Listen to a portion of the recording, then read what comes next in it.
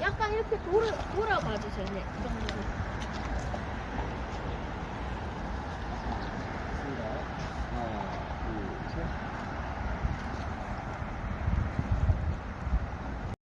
경남일보에서 10월 10일 그 아침 10시 반에 이제 예언기념관에서 만나기로 했었습니다. 근데 정확하게 하여튼 10시 25분쯤 도착을 했고요.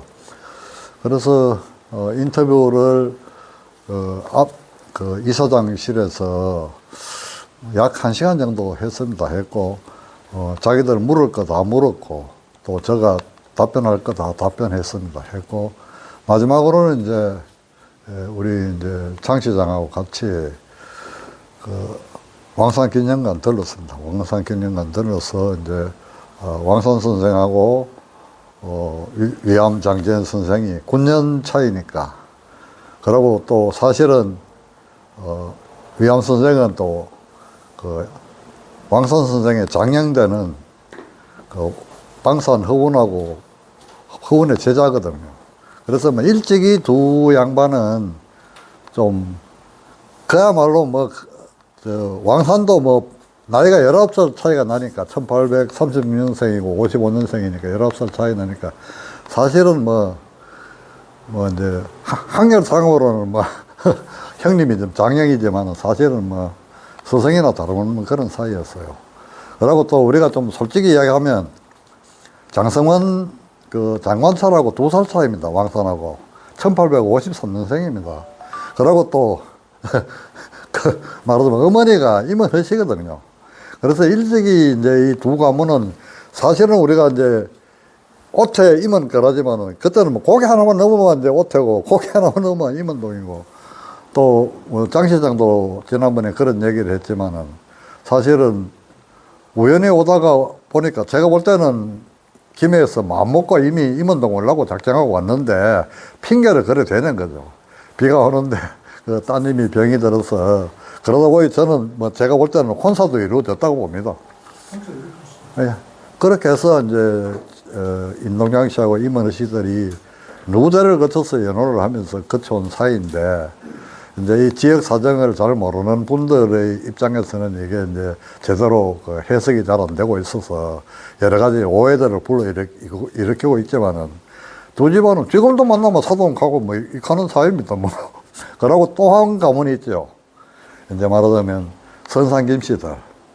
그것도 또 오랫동안 이제 이쪽으로 이제 그 말하자면 그 인동장 씨들하고 그 특히 뭐 장성원 아주 가까운 집안들하고 다 연혼을 맺어가지고 그 새 문중은 뭐 지금도 뭐 몇 대 안 지났으니까, 아직 따지고 보면 한 3, 4대밖에 안 지났으니까 거의 뭐 세일을 지금까지 이어오고 있습니다. 그래서 어쨌든 이제 위암 선생에 대한 재평가는 이로써 이제 어느 정도 이제 가닥을 잡아가는 것 같아요. 그리고 이제 뭐 유튜브나 강의를 듣는 분들이 생각을 할 수 있는 계기가 되지 않았나, 그렇게 생각됩니다. 그래서 오늘 어제 제가 대구에 5.18 회의가 있어가지고 사실 오늘 다른 걸 준비하다가 했었는데, 이게 아침에 컴퓨터가 뭐 위에 사달이 나가지고 할 수 없이 이제 2시간 만에 우에 이제 연구를 내가 들어가서 이제 장만한 게 요겁니다. 그래서 위암 선생을 조금 들여다보고, 그 다음에 이제 만송 우리 유병헌 선생에 대해서 좀 이야기를 하고, 앞으로 이제 구미에서 이제 이런 근대와 관련 또는 독립운동가들에 대해서 우리 후손된 입장, 우리 뒷사람이 된 입장에서 어떻게 하면 좋겠는가에 대해서 같이 토론했으면 좋겠습니다. 장재현 선생님은 누가 뭐라 해도 유학자입니다. 유학자고 또 실학자입니다. 지금 이제 자꾸 이제 사람들이 이제 장재현 선생 하면 실학자라고 꼽아나고 있어요. 사실은 성리학에 대해서 대단히 그 깊은 소양을 갖춘 분이고, 또 특히 예언학이라든가, 그 다음에 이기론이라든가, 가문의 가장 그 주전공인 주역에 대해서, 뭐 주역은 저는 뭐 잘은 모르지만 우주학이라고 생각합니다. 우주에 대한 우리 이제 건국적인 생각을 보는 건데, 그 이제 위암 선생님은 뭐 이제 학자들 따라서 다르게 분류를 합니다만은, 이제 우리 유학의 근원을 기자에 두고 있거든요. 기자는 중국의 주나라의 말기의 인물이 있잖아요. 그 이제 주나라 말기에 세 사람의 그 인인이 있는데, 뭐, 미자, 뭐 이런 사람들. 그래서 이제 세 분 중에 한 분입니다. 한 분인데, 왜 이렇게 기자를 위암 선생께서 이렇게 강조를 하시는가 하면, 조선 유교의 독자적인 형성입니다. 중국에서 왔는 이 유학인데, 우리는 이미 기자하고 만나서 기자로부터 유학을 일찍이 받았다는 얘기죠. 공자는 거기에 비해서, 기자에 비해서는 한참 늦은 춘추시대 인물입니다. 공자가 춘추를 쓰고 나서 전국시대에 이어지는, 전쟁으로 이어지는 겁니다. 이미 춘추시대에도 뭐 각 그 나라들끼리 이제 말하자면 다툼과 분쟁이 일어나는데, 그런 점에서 이제 공자의 평생 저는 희망은 전쟁을 어떻게 하면 멈출 수 있을 겁니다. 그런데 불행히도 공자 시대에도 전쟁이 점점점 격화되고, 마침내 자기가 죽는 시점을 기준으로 해서 진짜 전국 시대로는 전쟁의 시대로 넘어가는 겁니다. 이런 그 유교의 가르침, 말하자면 인이라든가 경이라든가 사람을 존경한다, 성의 있게 뭘 해야 된다, 이런 말들이 사실은 같은 뜻입니다. 같은 뜻인데, 그래서 이제 공자님의 평생 목표는 평화고, 말하자면 자비 말하자면 인자하게 사람을 대하는 것입니다. 이제 성리학에 대해서 조금 더 이야기해 보면, 저도 뭐 성리학 잘 모릅니다만은, 우주의 근원을 태극 또는 무극이라고 이야기하죠. 그리고 이제 또 다른 용어가 하나 있습니다. 상제입니다. 상제. 이제 말하자면 뭔가 우리 운명을 다스리는 하나의 말하면 절대적인 존재. 이게 이제 뭐 기독교식으로 말하면 하나님이겠죠. 이 태극, 무극, 상제로부터 음양 오행이 나오고 4개, 8개, 64개가 형성되면서 우주와 세계와 사람과 만물이 나온다. 이게 이제 말하자면 유교의 세계관입니다. 이제 이 유교의 세계관, 이거를 이제 주역으로 풀어내신 분이 말하자면 여은 선생이죠. 그래서 여은 선생의 학문은 주역입니다, 주역. 물론 다른 것도 있습니다. 그런데 하여튼 주역이 하여튼 여은 선생 학문에서 상당히 큰 비중을 차지하고 있습니다. 그런데 이제 특히 이제 성주의 한계 같은 양반도 그런 얘기를 하지만은 이제, 서양에서 온 선교사들은 그렇게 얘기하죠. 상자가 곧 야훼다. 우리 이제 기독교에서 묻는 야훼 하나님이 되겠죠. 그런데 이제, 중국에 있는 유학자들, 또 한국에 있는 유학자들도 상제하고 하나님하고는, 야훼하고는 아니다, 이렇게 보는 겁니다. 성리학자들은 어떻게 생각하냐면, 저도 뭐 잘은 모르겠는데, 우주의 법칙이 있다. 우주의 법칙이 있다. 이렇게 보는 겁니다. 태극이 있고, 태극에서 음양오행이 나오고, 8개, 4개, 8개, 64개가 나오고 우주 만물이 나온다. 하나의 이치다, 이치. 이게, 뭐, 누가 하나의 어떤 존재가 하나 있어가지고, 뭘 이렇게, 뭐, 태극이 있고, 거기에서 뭐가 나오고, 뭐, 우주, 뭐, 하늘을 만들고, 땅을 만들고, 바다를 만들고, 사람을 만들고, 뭐, 이런 게 아니다. 하나의 원칙, 이치가, 뭔가 법칙이 이렇게 자연스럽게 흘러가는 것이지, 뭔가 하나의, 무슨 서양에서 말하는 갓, 하나님처럼 그런 존재가 있는 건 아니다라고 보는 겁니다. 그래서 이제 한계도 그런 얘기를 하죠. 서양 선교사 누구가 태극이 꼬로 상제, 태극하고 상제는 같은 말이다 이렇게 하니까 아니다 이렇게 얘기를 하는 거죠. 그래서 저는 하여튼 뭐 묘하게 생각합니다. 적어도 우주를 공부하면서 우주의 시초를 공부하면서 상제를 생각한 민족은 유대민족하고 중국하고 한국밖에 없습니다. 제가 볼 때는 그렇습니다. 그 다음에 이제 위암 선생님의 학통에 대해서 제가 좀 말씀을 드릴게요. 첫 번째 선생님이 이제 오화 장석봉입니다. 1820년에 태어나서 1882년 이모 굴란이 일어났던 해에 돌아가신 분인데, 이분은 이제 말하자면 학통으로 본다 그러면 연 선생님의 학통을 직통으로 이어온 분이죠. 가학의 전통을 가지고 있는 겁니다. 넓게 보면 이제 태계학통이라고 볼 수 있습니다. 왜냐하면 이제 워낙 태계에 대한 뭐 이제 영남의 존경심이라 각각 이런 게 워낙 뛰어난 분인데, 사실은 연 선생님은 태계 선생님한테 직접 배운 바가 없습니다. 없고, 이제 연언으로 본다 그러면 이제 서예 선생이나 그 다음에 서예 선생 형님, 이제 이런 분들이 이제 가깝죠. 특히 이제 서예 선생님 형님 같은 경우는 인동부사를 하셨잖아요. 인동부사를 하면서 유은용이네. 유은용 선생이 인동부사를 하면서 오산서원을 만듭니다. 그러고 지주정류비, 거기에 이제 은기를 말하자면 서예 선생이 쓰는 거죠. 그처럼 이제, 그러고 이제 말하자면 1592년 이제 말하자면 임진왜란이 일어났을 때 피난 가서 누구를 가르치는가 하면 서예 선생의 셋째 아들 유진을 가르칩니다. 유진의 스승이 바로 여은 선생이죠. 그리고 또 그 마을에 영주에서 만나서 이제 학문을 가르치는데, 그때 같이 붙어 있었던 사람이 이제 선산 김씨, 말하자면 구암 김치문의 손자 욕담 김공이죠.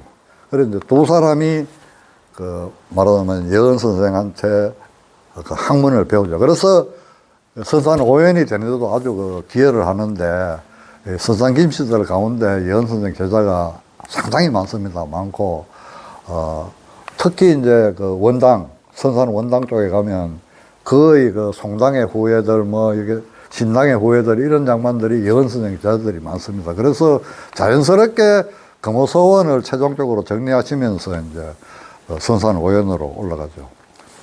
그 다음에 이제, 장지현 선생의 학통은 성호 이익의 학통을 이어봤죠.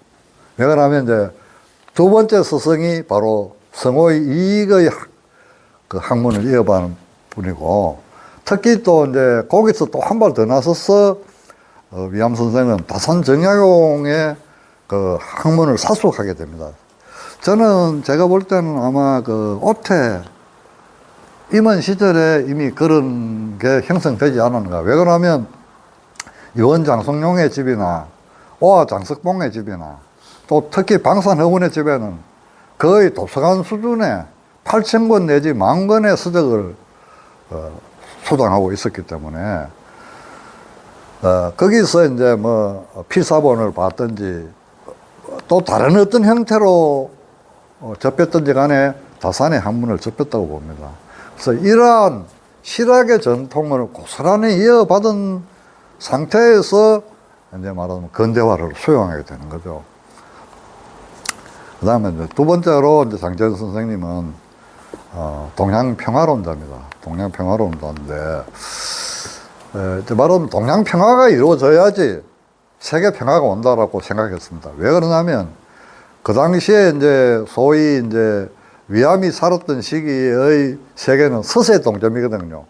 서양 세력들이 동양으로 자꾸만 오는 그런 시대를 이제 서세 동점이라고 말하는데, 그렇게 해서 이제 뭐 서양에 말하자면 선진국들 또는 제국주의자들이 이제 말하자면 자꾸만 동양을 침략하고 식민지로 만드는 그런 시기입니다.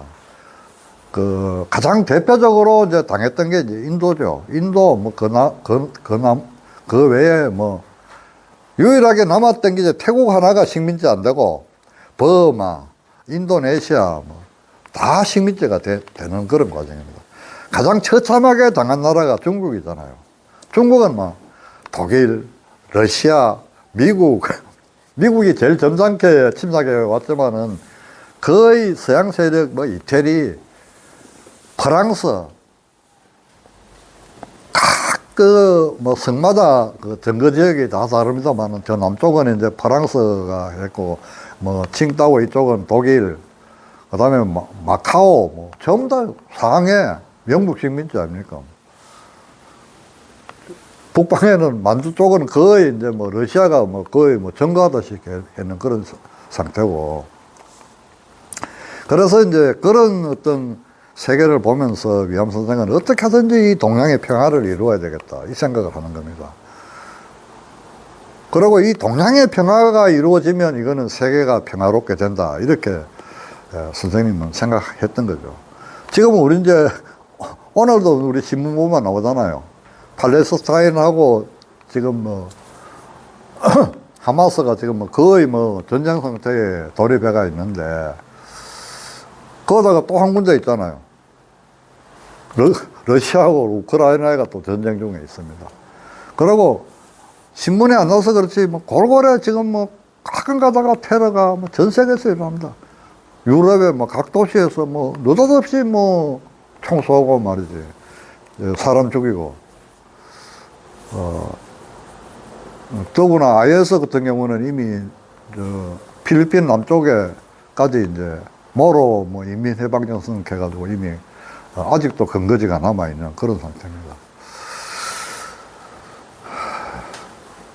이제 이런 거를 보면서 막 이제 말하기 좋아하는 사람은 북한한테 너무 연약하게 대한다.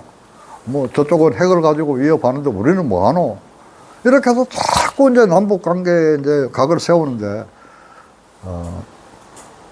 조금 더 생각해 본다면, 그렇게 해서 이 세계의 이런 모순이 해결 나겠나?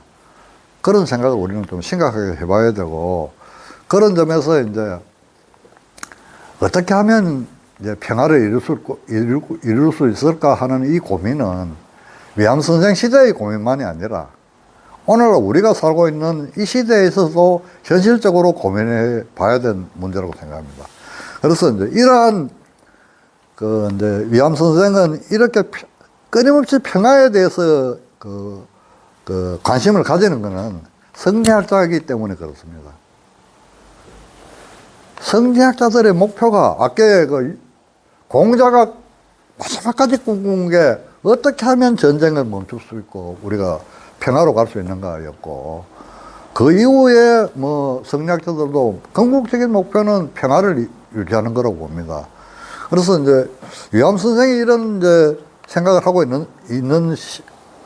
하고 달리 그 위암 선생이 살았던 시기에는 또 하나의 사조가 대한제국의 지식인들한테 상당한 영향력을 미친 논리가 바로 사회진화론입니다. 사회진화론. 이게 뭐냐면, 사회진화론에서 가장 강조하는 게 적자생존입니다. 뭔가 생존에 유리하게 살았던 세력만 생존한다. 그리고 약육강식이죠. 약한 놈은 강한 놈한테 먹힐 수밖에 없다는 논리입니다. 그러면서 이제 이 사회진화론의 논리는 역사는 끊임없이 진보한다는 거예요. 그런데 이제 이 진보의 논리는 가장 대표적으로 서양 사람들의 논리잖아요. 이 사람들은 제국주의자고 동양을 침략하러 왔고 식민지를 만들어야지 자기 국가가 존립할 수 있는 그런 사람들입니다. 그래서 이제 힘이 있단 말이에요. 서양 사람들은 힘이 있단 말이에요. 힘이 있고 힘이 있으니까 당연히 식민지를 만들고 세계를 지배해도 이게 맞다 이거야. 이게 진보다 이 말이에요. 그런데 거꾸로 우리가 한번 생각해 봅시다. 당하는 나라들, 남미, 인도, 뭐 인도네시아, 뭐 월남, 한국, 중국, 멕시코 이런 나라의 사람들은 이거 서양 사람들 때문에 우리는 죽을 지경이다. 맨날 와서 금이 어디에 있느냐 이거 밝혀라 하고 말이지. 중요한 문화재 막 가져가 버리고 사람 죽여버리고 거기다 그 정도만 하면 다행인데 성병하고 전염병 끌고 와가지고 온 나라 사람들 건강에 사는 사람들 다 병들게 만들어버리죠. 문명의 병이잖아요. 성병과 이게 전염병 하는 게. 그런데 이제 이러한 사회 진화론은 당대의 지식인들한테 엄청난 영향력을 끼쳤습니다. 말하자면 이런 거예요. 왜 조선이 이렇게 힘들어졌느냐? 힘이 없기 때문이에요. 우리가 힘만 있으면 일본한테도 큰 소리 치고 중국한테도 큰 소리 치고 서양한테도 큰 소리 치는데 우리가 힘이 없으니까 우리는 이렇게 어렵다. 그래서 우리는 어떻게 하든지 힘을 기르다. 이렇게 가는 거예요. 그런데 이 논리가 거꾸로 이야기하면 어떻게 되는가 하면 서양의 침략을 정당화시켜주는 거예요. 우리 힘이 약하니까 일본한테 줘야 되고 서양 사람한테 우리는 뭐 약고 좀 죽어야 되고 이렇게 가는 거죠. 그것을 이제 깨달으면서 사람들이 자꾸만 이제 이 사회진화론의 허점, 일본이 조선을 침략하는 논리적 근거도 그거잖아요. 조선은 주권을 지킬 힘이 없다. 그래서 우리가 보호해줘야 된다. 이게 1905년에 보호조약의 논리적 근거입니다. 그런데 이제 현대과학에서는 이제 어떻게 얘기하느냐. 이게 이제 이런 어떤 사회진화론의 논리적 근거를 제공해 준 것이 말하자면 다윈의 진화론이잖아요. 생물은 어떤 환경이, 급격한 환경 변화가 이루어질 때 거기에 적응할 수 있는 사람만 살아남는다. 이런 얘기잖아요. 그리고 건강하고, 유전적으로 건강하고, 뛰어난 존재만이 살아남는다. 이게 이제 우생학적 논리인데, 현대과학에서는 그렇게 안 보잖아요. 진화의 원인을 돌연변이로 보고 있습니다. 돌연변이. 저도 뭐 이제 이거 뭐 진화론 이거에 대해서 뭐 깊이 공부는 안 해봤습니다만은 이거는 참 재미있는 논리입니다. 예?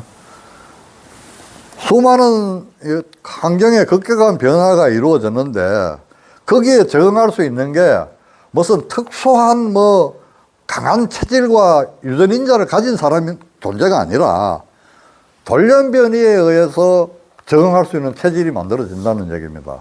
뭐 그게 맞는지 안 맞는지 저를 잘 모르겠지만은 지금까지 이제 유전학을 공부한 사람들의 입장은 그렇게 정리를 돼가고 있습니다. 그래서 이제 우리 흔히 하는 말로 강한 사람이 살아남는 것이 아니고 살아남는 사람이 강하다. 우리 이제 대한민국의 이제 우리 민족을 한번 봅시다. 수많은 외침을 당하고 곧 나라가 무너질 것 같은 위기를 수도 없이 겪으면서도 우리는 살아남았습니다. 특히 우리는 누구한테 제일 많이 당했느냐? 영남 사람들. 제가 볼 때는 뭐 고대 때부터 일본한테 당했습니다. 정규군한테 당한 것만이 아닙니다. 도둑들이 와가지고 고려마을부터 해가지고 여기 얼마나 많이 당했습니다. 요 선산까지 여기 왜구들 들어왔습니다. 그 예를 들면 야한 선생님 같은 마을에 사는 약가 같은 경우가 있잖아요. 약가의 신랑이 군대 갔다가 어딘가 끌려갔거든요. 그 군대가 외구막으로 간 겁니다. 외구막으로 갔다가 일본까지 끌려간 거예요. 그런데 천신만고 끝에 이제 도망쳐 나와가지고 8년 만에 들어오는 거 아닙니까? 고향 와서 문을 두드리니까 당신 누구요? 네, 뭐 누구다. 믿을 수가 없다. 그러니 내일 날이 밝거든 다시 오쇼 해가지고 이제 약가가 이제 자기 신랑을 다음 날 만나죠. 그래서 이제 그게 이제 아주 야한 선생하고 이렇게 이제 효자 한 분하고 세 분을 갖다 모신 3인사라 가는 그 조그마한 사장이 있는 그 원인이 거기입니다. 이처럼 아까 얘기했다시피 이제 경북 사람들의 항일은 문중 역사 속에 다 남아 있습니다. 문중 역사 속에 들어가 보면 이민자란 때 우리 집안이 어떻게 당했는지, 욕담도 마찬가지 아닙니까? 처음에 이제 임진왜란이 일어났을 때 어디 가서 숨었는가 하면 도성골에 가서 숨었거든요. 도성골에 가서 숨었다가 어느 날 이제 바깥에 나왔다가 외병을 하나 만나잖아요. 그렇게 이제 욕담이 자기 목을 찔러보잖아요. 그래 욕담이 피를 철철 흘리니까 이 왜구도 그 착한 왜구였는지 꼬마가 죽을 각오를 하고 자기 목을 확 찔러버리니까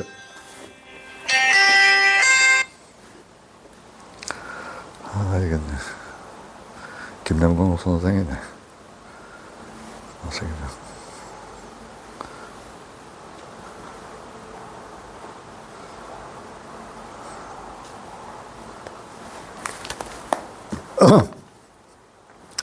예, 그래서 이제 도망갔어요. 외병이 그냥 놀래가지고 내빼붙습니다. 그래서 살아나서 어머니가 병이 걸리잖아요.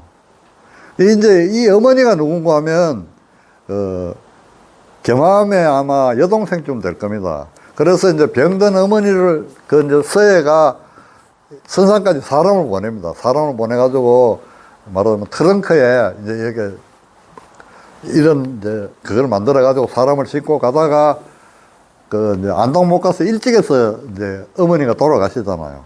그래서 이제 그 말하자면 그 영주로 피난 가서 거기서 이제 예언 선생한테 학문을 배우고 이런 역사들이 문중 역사 속에 수도 없이 나옵니다. 그래서 자기 문중의 역사 속에 이미 그 영남 사람은 특히 경북 사람은 항일할 수밖에 없는 그런 그 이제 말하자면 역사적 근원을 가지고 있습니다.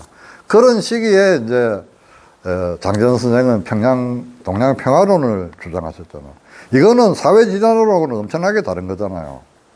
사회 질환으로 대해서 그래서 제가 황성신문을 찾아봤습니다. 찾아보니까 약육강석이라든지 적자생존이라고 하는 말이 별로 없어요. 이제 그 박은식 선생도 마찬가지입니다. 저는 이제 이게 사실은 이제 이거 사회질환론이 이제 그 황성신문에도 많이 있다고 이야기를 해서 저는 정말로 있는가 싶어 찾아봤는데 그렇게 많지 않아요. 결국 이제 두 분이 생각하는 거는 어떻게 하든지 동양의 평화를 유지하고 동양의 평화를 통해서 세계 평화로 가야 된다. 그렇게 이제 봤다고 봅니다. 그 다음에 이제 위암 선생 이야기니까 이제 제가 이제 대한강복당과 양재한에 대해서 좀 이야기를 하겠습니다. 이제 벽도 양재한이라는 분이 있어요. 1860년생입니다. 이제 이게 이제 경상북도 영일 출신이에요. 영일 출신인데 왕산 선생하고 같이 금산 어병을 일으킵니다. 그리고 연대로 보면 그렇잖아요. 연대로 보면 왕산은 1855년생입니다. 그렇게 왕산 선생에 비해서는 5년이 동생이고 아래고 위암으로 보면 4살이 깁니다. 근데 이분이 임원동을 출입을 하신 거예요. 일찍부터. 어느 때부터 출입했는지 모르지만은 아마 뭐 과거 시험처로 가든지 뭐 이런 이유로 해가지고 이제 임원동을 거쳐서 갔다고 봅니다. 그래서 이제 이 세 분은 저는 일찍부터 이제 아주 말하자면 우리나라가 이렇게 나라가 어렵고 국군이 기우는데 이것을 어떻게 하겠는가에 대해서 고민을 했다고 봅니다. 그래서 이제 그 왕산 선생에 대해서 쓰는 논문을 모은 책이 있어요. 거기 보면 이제 벽도 양재한에 대한 기록이 쫄막하게 나옵니다. 뭐가 나오는가 하면 선산에 있는 강문 중에 통문을 보냈는데 사람이 한 명도 안 왔다는 거예요. 1896년 거병을 일으켰는데 그래서 금산 의진이 출발할 때 여중용이 썼는 일기가 있습니다. 그거는 이제 저도 이제 직접 이제 원문을 다 볼 수 있는데 보면 70명이에요. 군세가. 그 중에 이제 관병이 한 20명 정도 되고 포수가 한 30명 됩니다. 양반들은 20명도 안 돼요. 제가 볼 때는요. 이렇게 출발한다. 근데 이제 나중에 이제 뭐 이동을 하다 보면 얼마가 더 늘어났을지 모르지만은 실제로 왕산이 거의했을 때 금산의진의 병세는 그렇게 훌륭하지 못했습니다. 그래서 이제 그 대구 관찰사 이중화가 그거 가지고 뭘 하노 빨리 해산해라 하고 여러 이제 막 그 소문을 내고 우리 이제 대구병이 출발해서 진압한다 이렇게 하는데도 이제 끝까지 해산을 안 하기 때문에 첫 전투에서 무참하게 깨집니다. 깨지고 온 골짜기로 흩어졌다가 한 일주일 뒤에 겨우 수습해가지고 이제 서울 쪽으로 가다가 이제 임금의 칙서가 내리면서 이제 해산을 하는데 이 정도로 이제 이 양재하는 인물이 영일 출신인데 검사는 그 전에는 또 이 양반 대단합니다. 평생을 의병과 독립운동에 헌신하는 양반이에요. 여기 뭐 기록을 보면 나오잖아요. 1905년에 국채보상운동도 참여하고 그 다음에 1906년에 영천의진에도 참여합니다.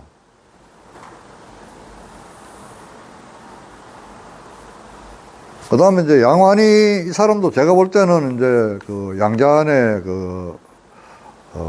저는 처음에는 아들로 생각했는데 여기에 이제 이 벽도 양재한 실기가 있습니다. 이거 한 20년 전에 찾아놨는데 지금은 없어요. 책은 분명히 있습니다. 있는데 벽도 양재한의 일기에 그렇게 나와 있어요. 위암이 대한강국단 초기에 참여했다라는 기록이 있습니다. 있는데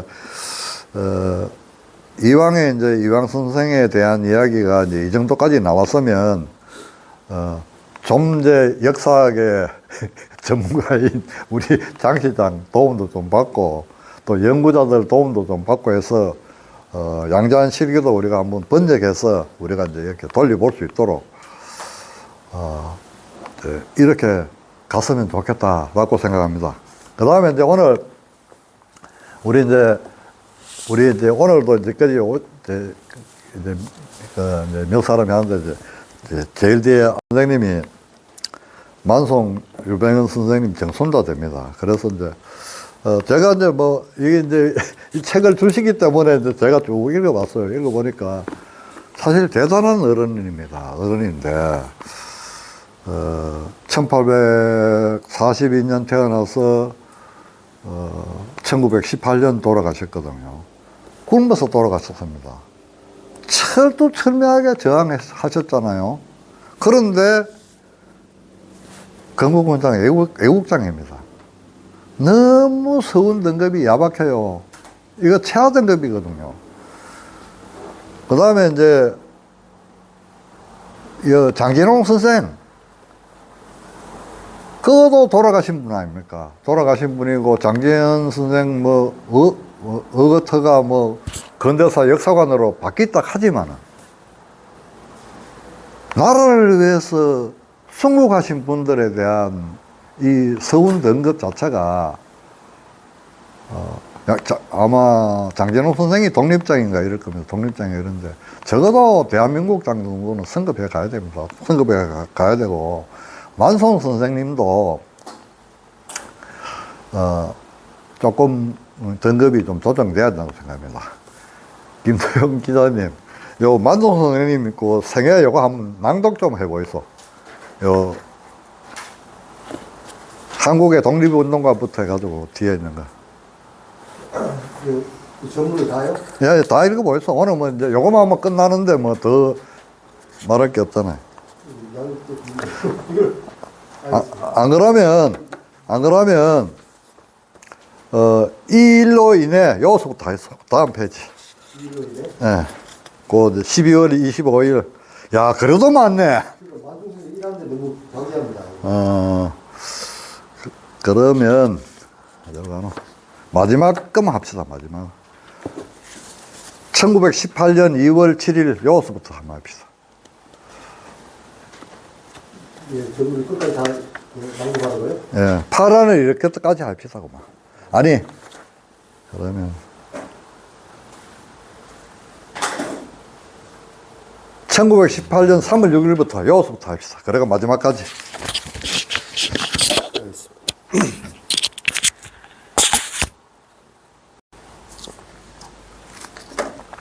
1918년 3월 6일 양목면 헌병 파견소 앞으로 보낸 자서의 절구. 우리나라가 망해서 옛 임금의 근심이 한이 없다. 우리는 시종 복수의 생각을 끊은 적 없고 늘 옛 임금을 사모하고 융의 법률을 지키고 일본의 풍속은 하나도 따라 행한 적이 없다. 우리 술은 우리가 믿고 우리 왕에게 바친다. 결코 일본의 간섭을 요하지 않는다. 예를 들어 몸은 마디마디 끊어지더라도 영혼은 반드시 당신의 원수를 갚을 것이다. 1918년 3월 6일 칠곡 군청 앞으로 보낸 일본 병참 소시문. 그해 3월 25일 대구지방법원에서 소위 보안법 위반 및 주세령 위반 혐의로 징역 1년형 및 벌금 20원의 처분이 내려졌으나 이에 공사했다. 당시 법정에서 지세도 안 내는데 주세를 내겠느냐. 너희 천황의 머리를 베어 숫자를 못 만든 것이 유감이다라고 말하며 파란을 일으켰다.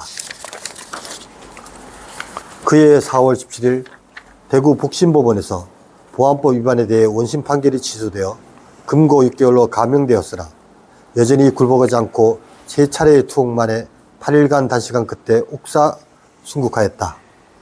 차라리 형벌당해 죽을지언정 외놈의 신하만은 될 수 없노라. 아, 나 죽은 후에 수양산 곁에 묻어다오. 순국 직전 썼다고 전해지는 설명시.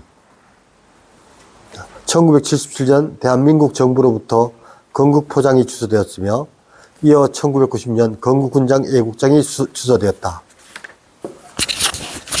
이 절명시 다시 한번 읽어주시면 좋겠는데요. 절명시요. 제가 그러면 한번 읽어보겠습니다. 절명시니까. 차라리 형별당해 죽을지언정 외놈의 신하만은 될 수 없노라. 아, 나 죽은 후에 수양산 끝에 묻어다오. 제가 이제 아까 이제 만송 선생님 생애를 말씀하시면서 그런 얘기를 했잖아요. 이분의 입장에서는 일본의 침략 자체를 인정할 수가 없는 겁니다. 인정할 수가 없고, 적어도 조선의 또 대한제국의 백성이라면 당연히 말하자면 조국을 위해서 몸을 일으켜야 된다라고 생각하신 분이죠. 그래서 일본 통치 자체를 거부하신 겁니다. 사실은 세금 거부한다 이게 그거죠.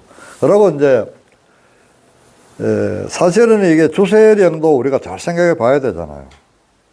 주세를 술에 대해서 세금을 매기면서 가양주가 다 사라졌습니다. 사실은 이 참 선비 가문 또는 그 일반인들의 집에서 거의 술 담그는 거는 뭐 아무리 법으로 금해도 뭐 술은 담갔잖아요. 농사를 짓기 위해서 또 말하자면 그 품앗이 할 때 그 사람들한테 내놓기 위해서라도 냈고 또 뭐 집안 사람들이 먹기 위해서도 했고 제사를 지내기 위해서 술을 했습니다. 그래서 이제 이놈이 국세청에서 맨날 단속 나오는 거 아닙니까? 그러고 뭐 저도 공무원 해봤습니다만은 공무원들 마을 사람들 말한 들으면 제일 다루기 좋은 게 술 단속하러 가랍니다. 그래가지고 다 용서는 해주지만은 앞으로 강공서 말 좀 잘 들으라고. 그 다음에 또 하나가 있잖아요. 살림법이 뭐죠. 연탄 나오기 전에는 이거 뭐 나무 하나고는 뭐 불을 못 대는데 이거를 무조건 와가지고 이제 이거 살림법 위반으로 단속을 해버리면 사람들이 살 수가 없습니다. 그래서 이제 제가 이제 만송 선생님에 대해서 다시 한번 강조드리고 싶은 것은 이거 어떻게 하든지 이제 우리가 이제 돌아가신 분들에 대한 서운의 선거 문제는 우리 후손들의 몫입니다. 몫이고, 지역의 국회의원이라든지 시장 군수라든지 시의원, 도의원들, 또 시민사회가 이제는 좀 낯서가지고 이제 뭐, 나라에서 돈 더 가는 것도 없습니다. 왜? 좀 더 이제 정손자까지 내려와 버렸는데, 3대까지 뭐, 나라에서 뭐, 그저 뭐, 학자금도 지원하고 하는데, 실제로는 다 끝났습니다. 이제 그런 점에서, 우리 장진홍 선생님, 또 우리 유병헌 선생님, 이런 분들에 대한, 정말 제대로 된 서문, 이거에 대해서 우리가 좀 사회적 관심을 모으고, 우리도 그런 노력을 해야 된다. 이제 뭐, 육사는 뭐, 어느 정도까지 받았는지 모르겠지만은, 이 성급의 문제가 아니라 사회적 관심이 좀 올라가야 된다고 봅니다.